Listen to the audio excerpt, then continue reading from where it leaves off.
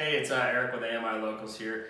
I'm going to show you how to fix an elevator that's stuck. The first thing to do if your elevator is not working properly is to contact your property manager. They'll be able to walk you through various steps on how to fix it.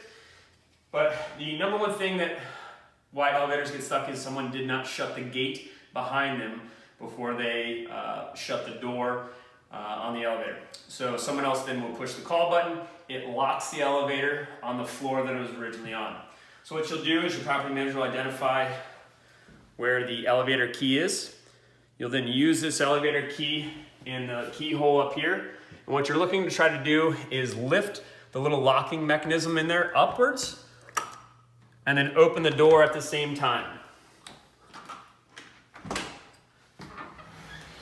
This is the locking mechanism that you're trying to lift up right here. So using that key, you'll lift that up and then open the door. As you see here, the gate was not shut. So very simply, slide the gate shut securely, shut the door, and the elevator will again work properly.